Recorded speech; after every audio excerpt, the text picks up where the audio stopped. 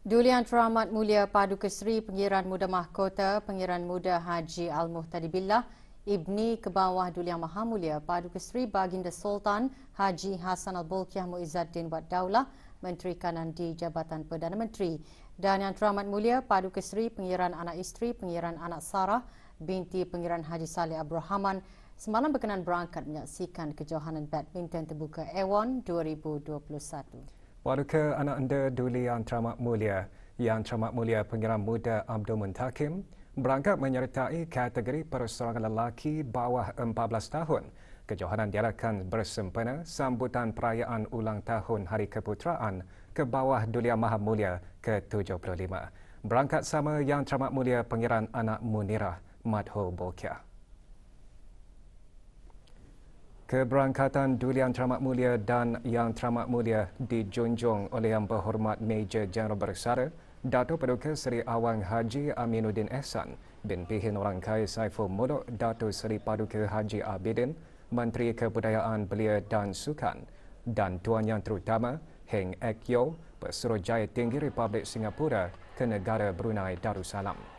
Yang Teramat Mulia Pengiran Muda Abdul Muntakim bertemu Muhammad Mirza Afif Shafmi bin Sofyan.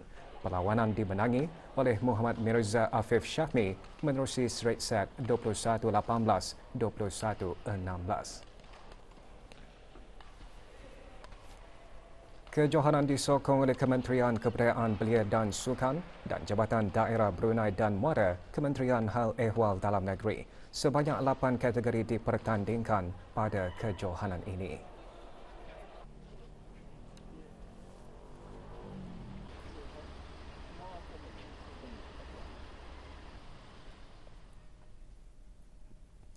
Majlis sambutan awal tahun 1443 Hijrah peringkat negara akan diadakan pada hari Isnin malam Selasa 9 Ogos 2021 bermula pukul 5 petang. Urustia Jawatan Kuasa Sambutan Hari-Hari Kebesaran Islam tahun 1443 Hijrah dalam siaran akhbarnya memaklumkan majlis sambutan akan diadakan serentak di semua masjid, surau dan balai ibadat seluruh negara dengan tumpuan di Jami Asri Hassan Al-Bolkiah Kampung Kiarong, Masjid Rancangan Perumahan Negara Kampung Pandan Kuala Belait, Masjid Hassan Al-Bolkiah Pekan Tutong dan Masjid Utama Muhammad Saleh Pekan Bangar Temburong. Tema majlis sambutan awal tahun 1443 Hijrah peringkat negara ialah belia berilmu dan beramal soleh pemangkin negara berkat.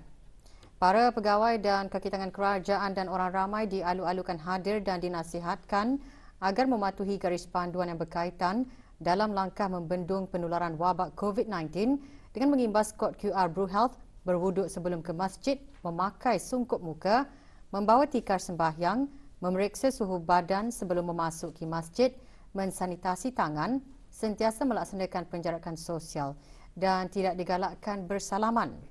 Hanya individu mempunyai kod BruHealth berwarna hijau dan kuning sahaja dibenarkan hadir.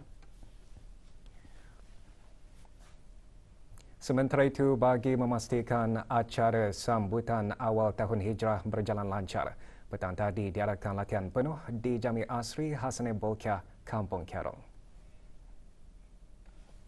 Hadir menyaksikan latihan Yang Berhormat Pihin Udana Khatib Dato' Paduka Seri Setia Ustaz Haji Awang Badarudin bin Pengarah Dato' Paduka Haji Awang Othman, Menteri Hal Ehwal Ugama selaku pengerusi jawatankuasa tertinggi sambutan Hari-Hari Kebesaran Islam tahun 1443 Hijrah. Antara pengisian majlis nanti ialah bacaan doa akhir tahun dan bacaan doa awal tahun serta tazkirah hijrah. Orang ramai dialu-alukan hadir beramai-ramai ke majlis sambutan awal tahun hijrah.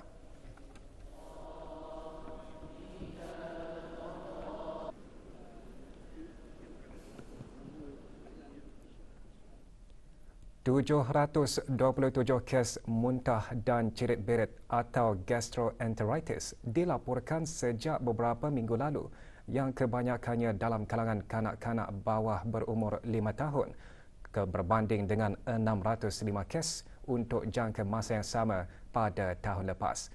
Perkara tersebut dikongsikan oleh Menteri Kesihatan pagi tadi dalam ucaptannya pada Majlis Perasmian Sesi Pemberitaan Perintah Daging Segar 2011 Pindaan 2020 dan peraturannya dan Akta Kesihatan Awam Makanan Penggal 182 Pindaan 2020. Yang Berhormat Datuk Seri Setia Dr. Haji Awang Muhammad Isham bin Haji Jaafar menekankan gastroenteritis berlaku disebabkan oleh jangkitan sama ada daripada virus, bakteria atau protozoa di perut dan usus yang menyebabkan cerit-berit, muntah, sakit perut dan demam. Jelasnya lagi, ia boleh merebak melalui makanan atau minuman yang tidak dikendalikan dengan betul. Bagi mencegah sebarang pencemaran seperti kuman, penyebab keracunan makanan, kita perlu bersikap peka dan proaktif, terutamanya bagi pihak-pihak yang terlibat di setiap peringkat rangkaian pembekalan ataupun supply chain daging segar, iaitu dari aktiviti di pusat penyembelihan seperti penyembelihan binatang, pembersihan, pengendaliannya, suhu penyimpanan dalam stor sejuk beku, suhu dalam trak pengangkutan yang digunakan untuk pengedaran, dan suhu di rak pameran di pasaraya, pasar daging dan sebagainya. Di samping itu, masyarakat kita perlu juga mengambil tahu dan sedar akan faktor-faktor yang boleh menjejaskan ketahanan daging segar. Terdahulu, Deng Bong YC, Ketua Pegawai Eksekutif BDFA dalam ucapan alu-aluannya berkata, akta dan peraturan di bawah BDFA telah digubal dan dipinda bagi memastikan keselamatan dan kualiti makanan di negara ini adalah terjamin.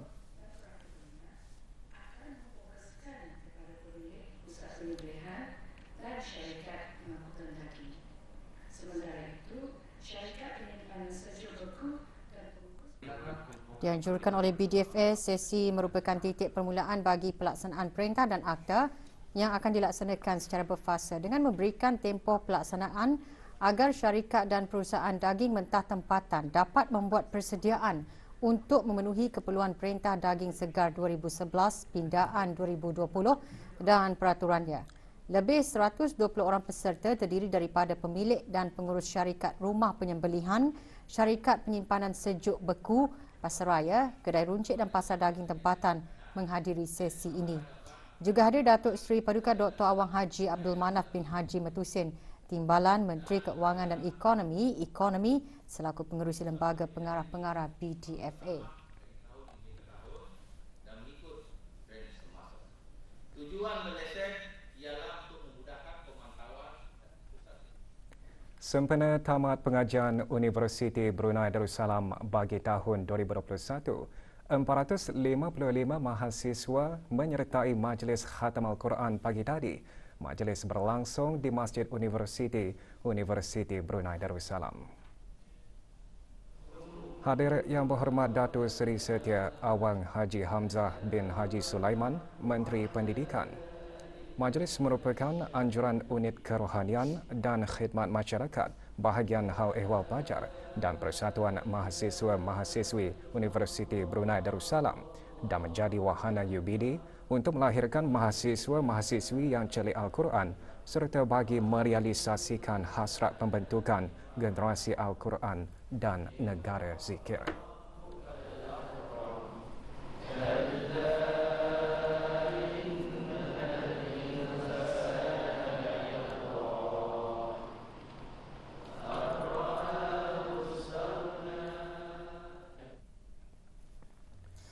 Dua kes aktif COVID-19 disahkan sembuh hari ini dengan tiada kes jangkitan baharu dicatatkan.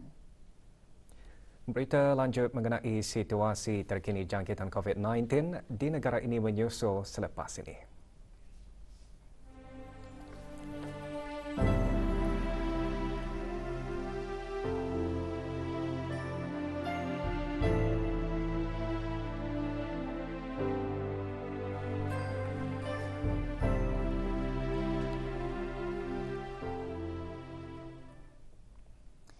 Tiada kes baharu jangkitan COVID-19 dicatatkan hari ini di negara Brunei Darussalam dengan dua kes disahkan sembuh. Kementerian Kesihatan dalam siaran akhbarnya memaklumkan jumlah keseluruhan kes COVID-19 di negara ini kekal 339 kes.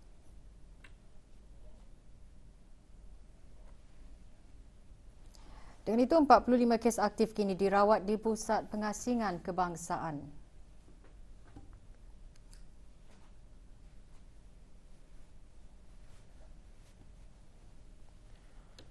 Kes terakhir jangkitan tempatan COVID-19 dilaporkan pada 6 Mei 2020, manakala jumlah kes import sejak kes jangkitan terakhir tempatan dilaporkan sebanyak 198 kes. 640 individu sedang menjalani pengasingan diri mandatori, manakala 23,131 orang menamatkan pengasingan diri mandatori sejak Mac 2020. 223 ujian virus SARS-CoV-2 telah dilaksanakan, menjadikan jumlah keseluruhan ujian makmal dijalankan sejak Januari 2020 154,797 ujian. Maklumat lanjut dan perkembangan terkini layari laman sesawang Kementerian Kesihatan dan talian Kesihatan 148.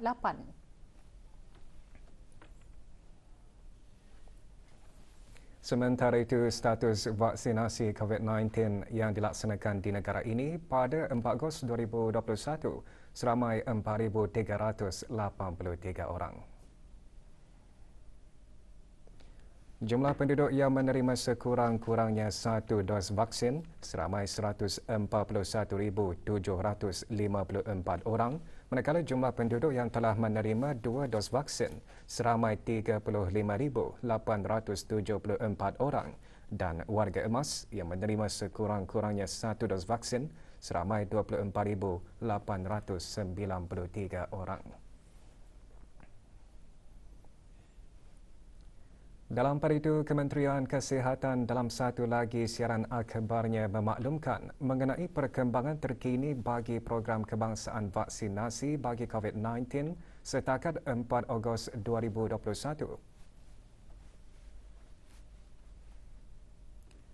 177,628 dos suntikan vaksin COVID-19 telah diberikan, termasuk 52,919 dos vaksin AstraZeneca dan sejumlah 85,449 individu telah divaksinasi dengan sekurang-kurangnya 1 dos vaksin Moderna. Berdasarkan unjuran penggunaan semasa, dijangkakan bahawa pada hari Ahad 8 Ogos 2021, hampir 100,000 individu akan menerima vaksin Moderna.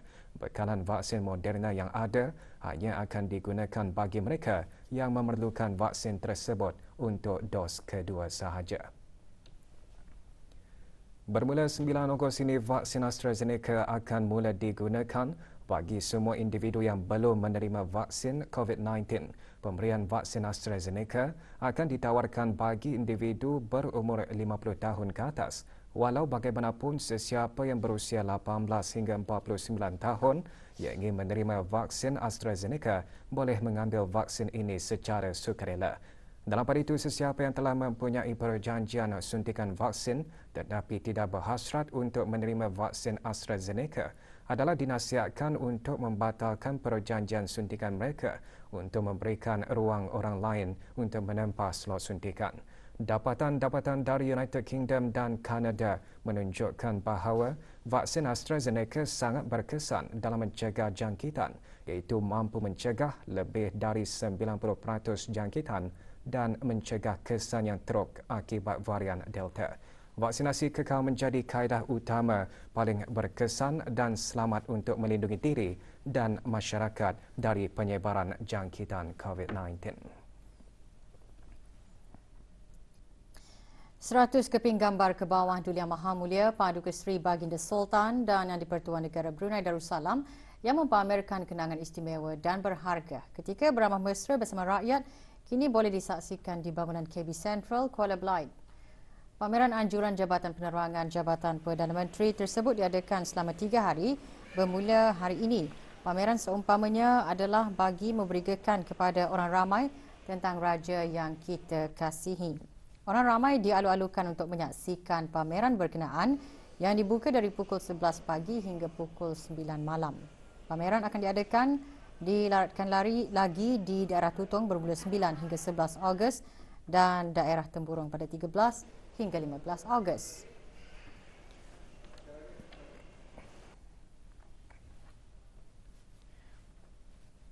Pelbagai acara diadakan oleh Persatuan Kanak-Kanak Cacat Kaca bersempena ulang tahun penubuhannya ke-35 Pagi tadi diadakan majlis penyampaian hadiah dan sijil kepada para pemenang bagi acara-acara yang diadakan.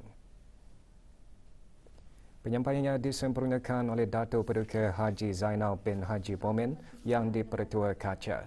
Antara peraduan yang diadakan ialah peraduan melukis dan mewarna bagi kanak-kanak kaca serta peraduan senyum kaca 2021. 81 peserta menyertai peraduan senyum kaca dan bagi peraduan mewarna pula disertai oleh 45 peserta. Majlis berlangsung di Pusat Kaca, Kampung Kulam. Seterusnya, penyampaian hadiah.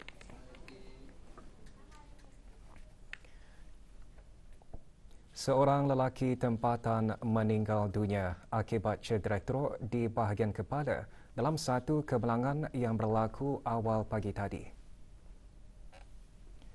Pasukan Polis Diraja Brunei PPDB dalam siaran medianya memaklumkan kejadian berlaku apabila sebuah kereta hilang kawalan dan sebelum melanggar batu konkrit tiang lampu di kawasan persimpangan jalan di Kampung Sungai Kebun. Punca kejadian masih dalam siasatan. Subuhan itu, PPDB menasihatkan semua pengguna jalan raya untuk sentiasa berwaspada semasa memandu dan sentiasa mematuhi had laju yang telah ditentukan.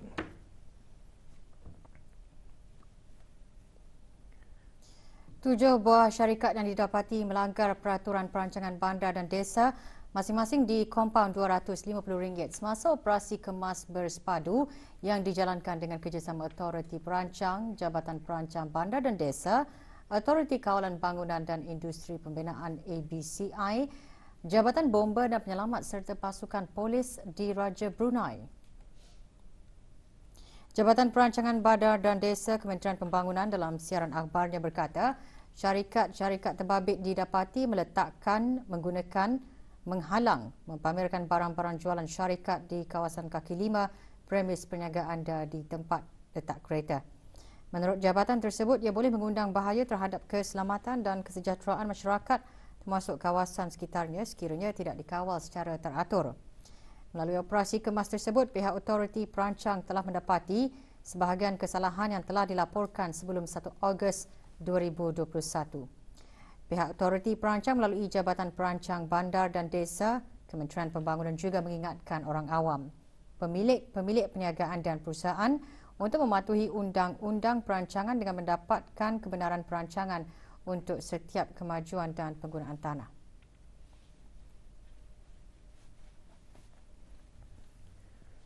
Dua perempuan warga negara asing ditahan dalam operasi langis yang dijalankan oleh bahagian penguatkuasa undang-undang Jabatan Imigresen dan Pendaftaran Kebangsaan JIPK. Operasi tersebut di kawasan Lumut di daerah Blyth. Hasil pemeriksaan, seorang daripadanya ditahan di bawah bab 55 Akta Imigresen Penggal 17 kerana gagal menunjukkan dokumen pengenalan diri yang sah dan merupakan seorang pekerja lari dari majikan. Manakala seorang lagi ditahan kerana dipercayai melanggar peruntukan di bawah Peraturan 15/3 Peraturan Imigresen Penggal 17 bekerja tidak mengikut apa yang tercatat di dalam pas kerja yang dibenarkan. Majikan bagi kedua-dua warga negara asing berkenaan dikeluarkan surat panggilan untuk menghadirkan diri ke bahagian penguatkuasaan undang-undang JIPK untuk siasatan dan tindakan selanjutnya. Sempena sambutan ulang tahun Hari Keputeraan ke bawah Duli Yang Maha Mulia ke-75, Majlis Perundingan Kampung Pandesi menganjurkan kejohanan badminton. Kejohanan yang diadakan di Kelab Rekreasi Brunei seria itu berakhir semalam. Hadir Awang Ramli bin Haji Jamuddin, Pegawai Daerah Blyth. Kejohanan merupakan salah satu acara kerajaan sempena sambutan ulang tahun Hari Keputeraan ke bawah Duli Yang Maha Mulia bagi daerah Blyth. Juga hadir ahli Majlis Mesyuarat Negara.